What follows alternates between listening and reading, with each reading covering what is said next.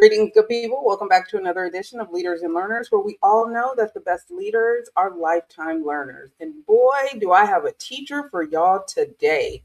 But first, let me tell you about someone. She moved 22 times, raised 4 kids, built a business, battled multiple sclerosis for 3 decades, wore her pearls every single day, and never asked for a standing ovation. Her name was Marilyn Underwood. She was a fashion designer, a military wife, a trailblazer. She was a choir director, a warrior, and a mother. And the world almost never knew her story. My guest today is one of the most respected men in Hollywood. Let's see, LA Law, Set It Off, Long Legs, Sex in the City, Self-Made, Broadway, a Tony nomination, 2 Golden Globe nominations, 8 NAACP Image Awards, and just so happens to be my brother in Phi Beta Sigma. Y'all know I love my blue and white. Well, what I want you to know, though, is that today is not about him. We're talking about Mr. Blair Underwood. It is about his mother. He is here to talk about the woman who made his career possible. He spent almost 3 years writing A Soldier's Wife, and in doing so, he did something most of us never do. He stopped long enough to actually see his mother, not as his mama, but as a woman, a whole person who had a life, a dream, and a purpose before any of us even showed up. So, Mr. Blair Underwood, welcome to Leaders and Learners. Tonya, I appreciate you, man. Thank you for that introduction. Did I get those numbers right? Did I get your accolades right? you got them more than right. Okay. I want to make sure I got them all because you deserve each and every one and so much more. So I want to go ahead and kick this off by getting into this book. You are a Tony nominated, Golden Globe nominated, 8-time NAACP Image Award. I like to say, I love your accolades. They're just wonderful. Your face has been on every screen in America for over 40 years. And you chose to tell her story, not yours. Why did Marilyn Underwood need this book more than Blair Underwood? Well, you said she made my career possible, but she made my life possible, literally, in every sense. She is, my heroes are my parents, my mom and dad. My dad may hopefully get another book down the road, but it was my mother who instilled in me that anything is possible, that you have greatness instilled in you. She'd whisper in the ears of my older brother, Frank, myself, my 2 younger sisters, Marlo and Melissa. Growing up, she just made us feel that anything we could hope for and anything we could accomplish and we could manifest. So, she passed away in 2020. She had multiple sclerosis. She was in the last 20 years of her life. She was in a wheelchair, and I watched her fight and be a warrior in her physicality and in her life, and used her spirituality to carry her through, and never once complained. She was a trailblazer in many ways. She broke many barriers just by carrying herself, just by being excellent. She had grace, she had elegance, and stick-to-itiveness like nobody I've ever seen before. How does that resonate with you looking at the women of today? I mean, what are we missing? What are the women of today missing? I don't know what I can say. I don't know if I can answer that question, to be honest with you. She comes from a very different generation. So is that it? And I want you to be a little transparent with me. Is that it? Because I too come from a large family from down south. They worked really hard. They didn't complain. I had a lot of respect. My grandfather was like my dad. And I can look at him and say, some of these men out here are missing a little something. And I can run a list. So I'm sure there's some things that you admired about your mom that maybe is missing now. I can't speak to what is missing now. I mean, I really can't. That's probably not my place to say. But I can tell you that she had such a strong commitment to family. And, her husband, we kind of bantered back and forth that we should name it A Soldier's Wife because it's in context and in relationship to him, because she was her own person in and of herself, but what meant to her more than anything was family, uh, the love she had for my father, their relationship, and her children. And she had a strong sense of really those things we don't see much about today, hear much about, Okay. but that sense of honoring and duty to country and to family and to her community and to her race. And that's the way we were raised. I hear you. Your mom moved over 22 times in 60 years of marriage. All of it. Yeah, that's right. She was the first Black female executive of Berman Brothers. What was Berman Brothers, like Macy's or something? What? Barman Brothers. Yeah. Well, it was they made dresses and they made all kinds of things, but it was a fashion industry of sorts out of Buffalo, New York. And she was a Black woman or man to work in that company. And there's an article, I'll show you if I get a chance before the end of this, I'll put up a picture that did not make it in the book, but it was in 1961, January 3rd, 1961 in Woman's Wear Daily. And it's a whole picture of the entire company. And she's the one beautiful Black face in that group. And even then, speak of context, I mean, we learned that was January of 1961. My brother was born in August of 1961. So she was pregnant. And back then, when you're pregnant, you couldn't work, so she actually had to quit soon thereafter that picture was taken. Wow. Okay. Yes, I'd love to see that. Yeah. Because she studied fashion in New York, right? And she had like this whole career and a dream. And then she became a mom. So did her career get sidelined because she became a mom? Her career did get sidelined, and it was the decision and choice that she made. But she knew it was a sacrifice. She knew what she was doing at the time. But yeah, it's there's that movie. The notion and concept that you can have it all, right? And maybe for some you can, but for her, she knew she had to make a choice between career and being a soldier's wife and everything that came with that. Because with that came travel. You mentioned how many times she moved before I even came along. 3 years into their marriage, but it's a lot of sacrifice. It's a monumental sacrifice, and that was a trade-off for her that she had to do. Let me show you this picture real quick. Going back to what you just said, though. Wait, hold on. Let me get a close-up on that one. A little closer. There you go. Oh, I love that. That's her right there. So I can blow it up a little bit. Yeah, there you go. Okay, Mama. Okay, just see if folks don't look anything like her. Nothing. And many times we are the only in the room. So I most definitely listen. All the respect. Back to what you said. How do I say this? My husband and I been married 25 years, 4 kids. Congratulations. Knew you can have it all, but maybe not at the same time. I like that. Well said. You can have it all, but not all at the same time.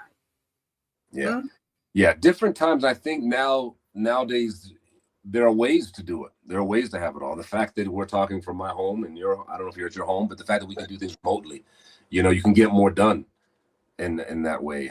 With technology, we can get more done. So maybe now more than ever before, we can have it all. I refuse to say we can't. I just know back then in her time, it wasn't as possible as it is now, probably. Yeah, I hear you. When you were researching the book, though, you were going through journals and letters and family videos, I'm guessing. What did you learn about Miss Marilyn that Blair Underwood's mama never told him?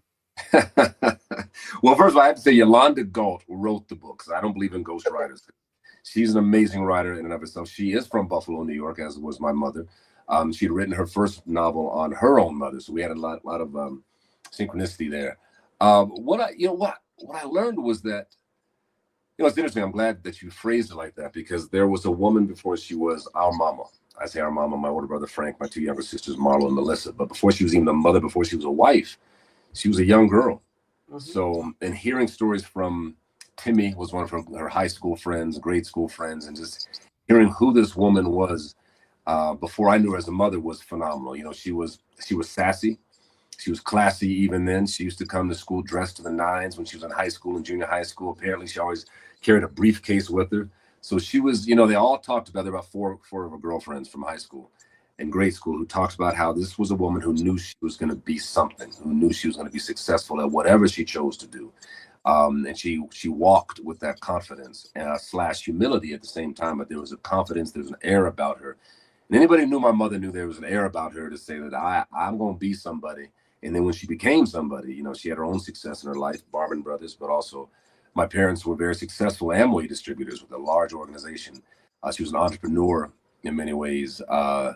So, she kind of, it was in her DNA. She walked with that I am somebody vibe early on. So she always had it.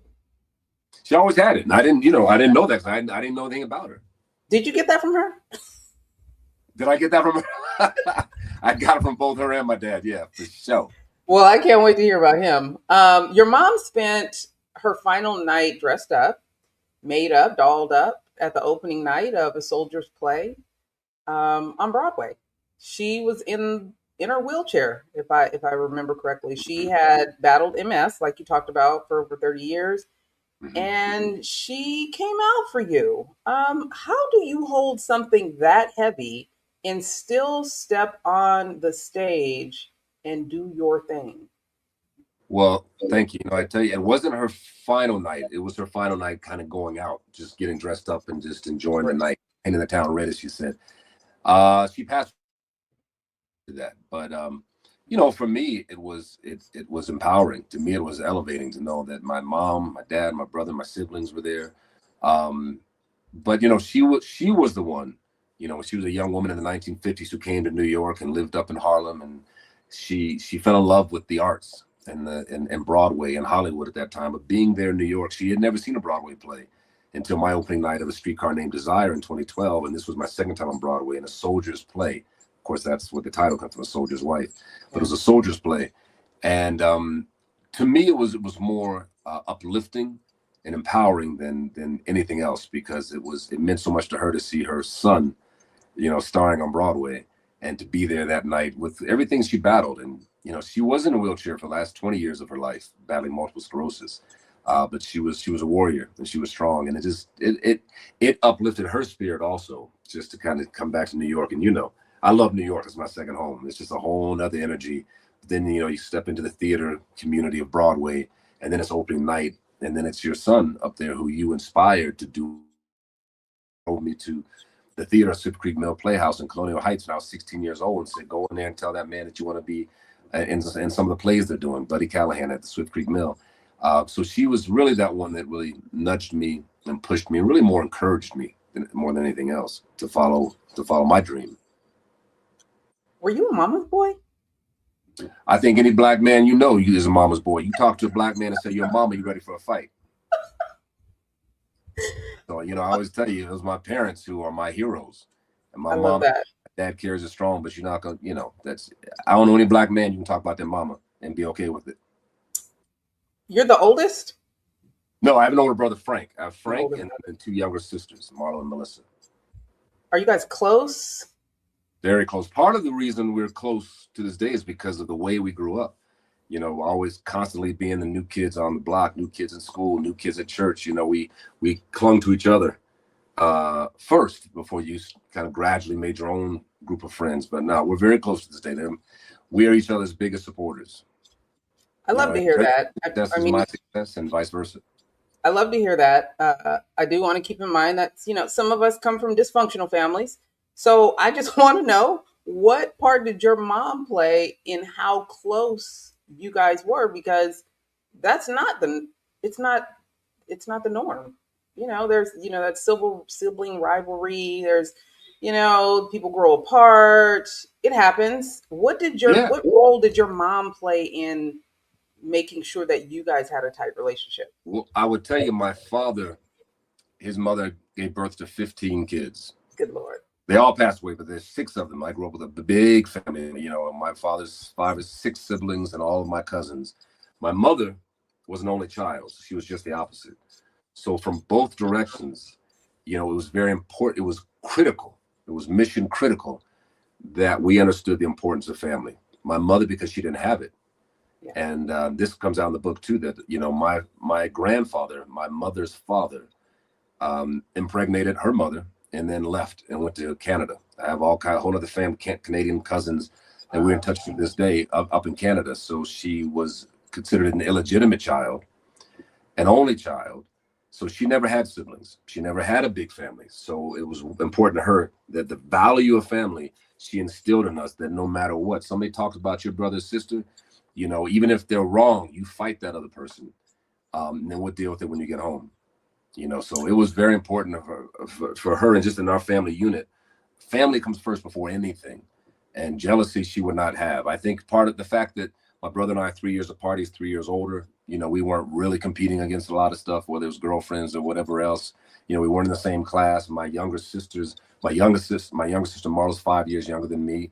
My youngest is 15 years younger than me. So I think that kind of helped, that we weren't always competitive for each other. You know, different vibes, different dynamics, different friend groups. I think that does help, because sometimes you can get that competitive nature when you're too close. When you're too close in terms of how you're evolving in life. I am also from a big family. My grandfather was one of 17 brothers and sisters, same mom and dad, from Mississippi. They were part of the Great Migration coming over here. And with your dad's large family, I'm guessing there's a lot of cousins. Like, do y'all still do the family thing? Do y'all get together? And what did they have to say about the book? Yeah, we don't get together as much as we used to. You know, I have my closest cousins that we're always in contact with, Mike Underwood, Donna, who's in Atlanta. But we used to have reunions every year in Steubenville, Ohio, up in the mountains of Wintersville, Ohio, actually outside of Steubenville. And there were hundreds, like 300, between the Underwood side, my grandfather's side, and the Terry side, my grandmother's side. Every summer we'd get together, and I hate to say that we haven't been able to really keep that going as much as I know we would like to, and that's something we need to focus on, actually, to be honest with you. But yeah, so I haven't had a chance to, you know, because it comes out April 14th. The people pre-orders it now, so I haven't had a chance to talk to a lot of my closest cousins that we've kept in contact with over the years. How exciting for your family, though. So you're a member of Phi Beta Sigma, yay! Blue Phi, I see you got the all your graphics are blue and white. I love that. Love it. Listen, all of it.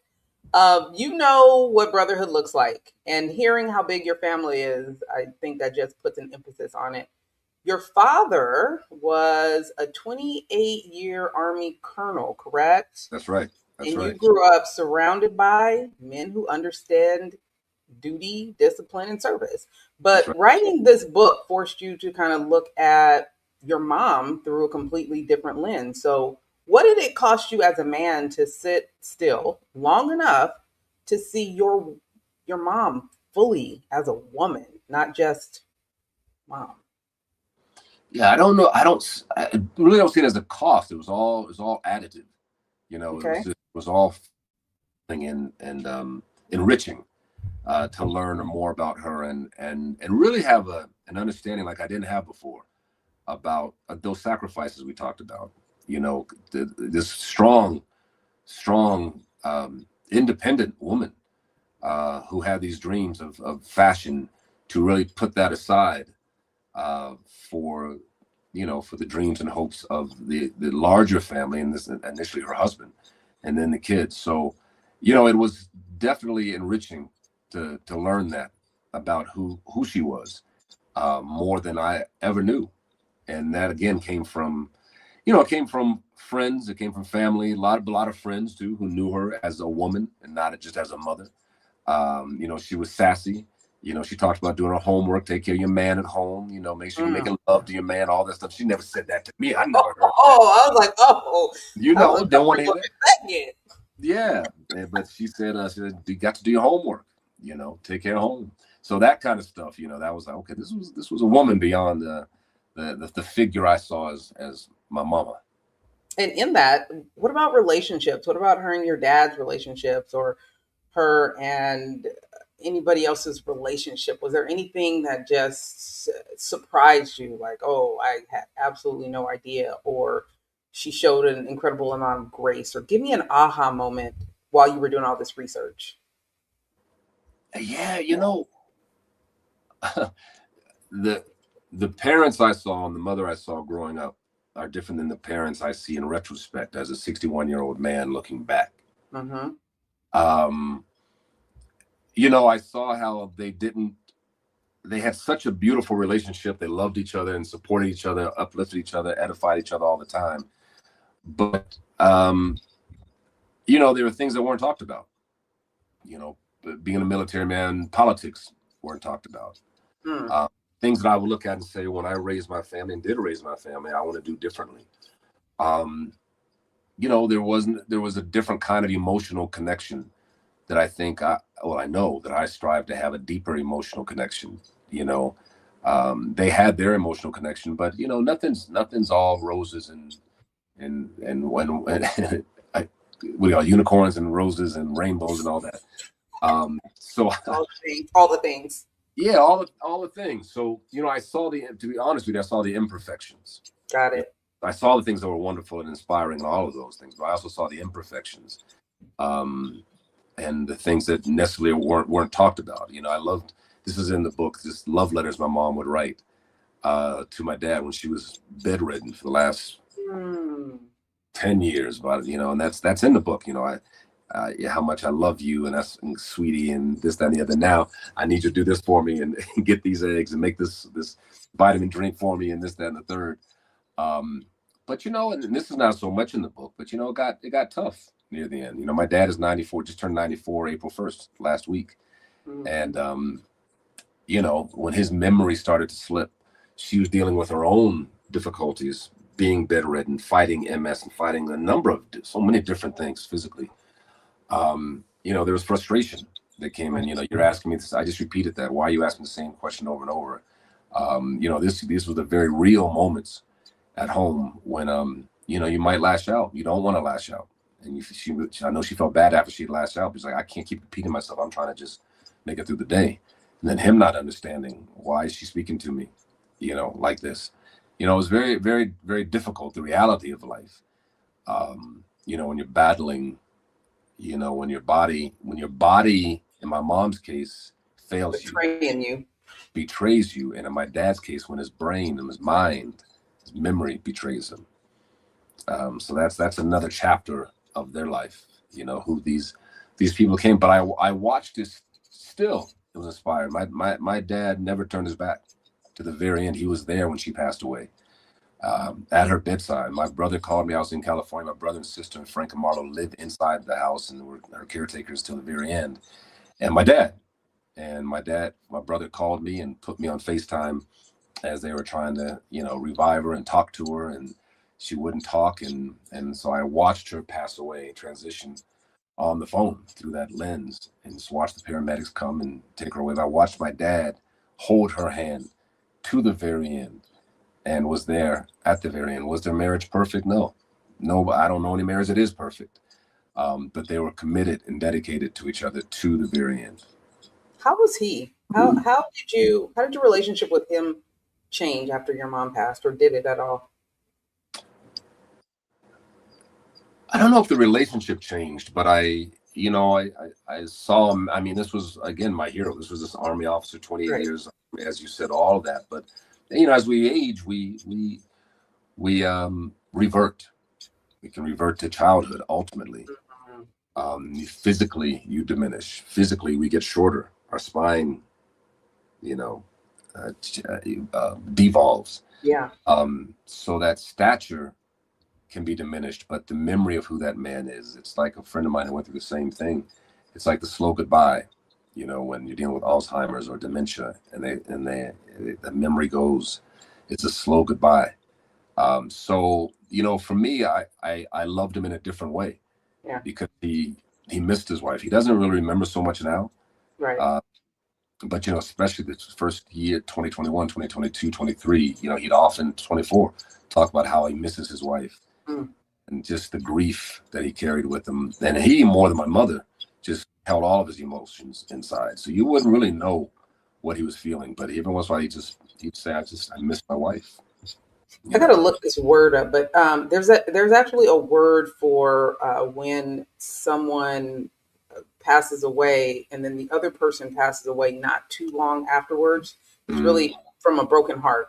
And that's there's a right. word for it. But my grandfather, after his wife passed away, and he was doing great, And then all of a sudden, I knew he was missing her, and he could wind up with cancer, and then he passed away, and I almost lost my mind. But I digress. I realized when you have that type of love, that type of commitment, that type of relationship, when that other person passes away, it does something to you physically. I mean, there ain't no science that can prove it, but Yeah. I believe that. That's exactly right. People say people die of a broken heart. It's real. It's real. And I definitely saw his heart broken. And I saw him live with the broken heart, after that. Like I said, now he doesn't talk about it so much because his mind is in a different place. But he definitely walked through that. So my relationship, to answer your question, did it change? I think I had more empathy and even more, my heart went out to him. Compassion. Compassion. Yeah.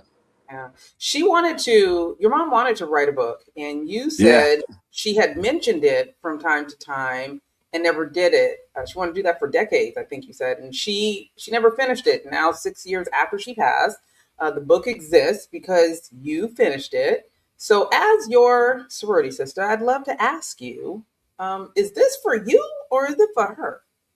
No, this is for her.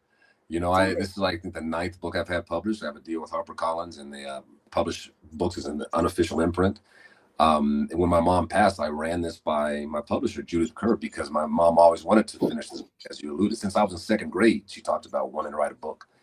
And I just pitched the idea. I didn't know if she'd bite, and she loved the idea. So I said, well, then let's do it. This meant so much to her. So it's 100% for her, to just bring this book across the finish line. All she wanted to do was motivate people and inspire people, uplift people. That's all she did, and that's what I believe telling her story does. Anybody who reads this book, anybody who has love for their mother, their mama, will love this book, I believe. Was there any point in the book where you almost stopped, or no? Was there No, anything got difficult? You wanted to stop? No. yeah, well, yeah, no, emotionally, yeah, Tell me about that.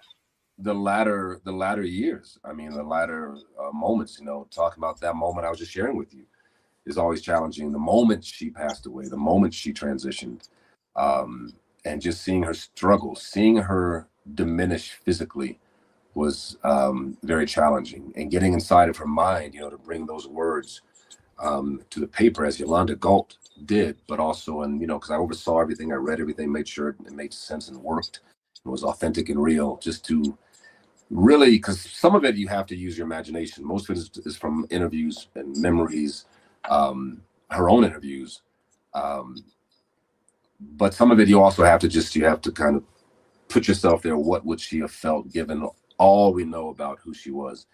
And getting into her mind, her mindset, just a whole nother respect and understanding for what she went through. Just the physical devolving of her body as her mind was still sharp. What she must have gone through was very challenging. And times you got to put it down and go walk away and come back to it. Yeah, quite often. And dealing with her struggles, her later struggles in life were the most challenging. Hmm. What do you think that she would say about this book? I want you to, yeah, I want you to channel her right now. What would she say Oh about man, this book? she said, "I'm just tickled pink." She grew up in New York. She also had a son. She also spent a lot of time in Lynchburg, Virginia. She'd be tickled pink. Yeah, because it's what she accomplished so much of her goals. One of the very few things she wasn't able to accomplish as she was here. But I also do believe that she's I believe in spirit. I believe in ancestors watching down. So I know she knows it's finally come to fruition. I love that for you. Tell me about these pearls. As a Zeta, I just, love to hear That's about right. these pearls. I want you to tell me about the pearls. Yeah, she just loved pearls. I don't even know where the love came from, but I see pictures of her in the 18, 19, 20. She's got pearls around her neck, and she wore pearls as often as possible.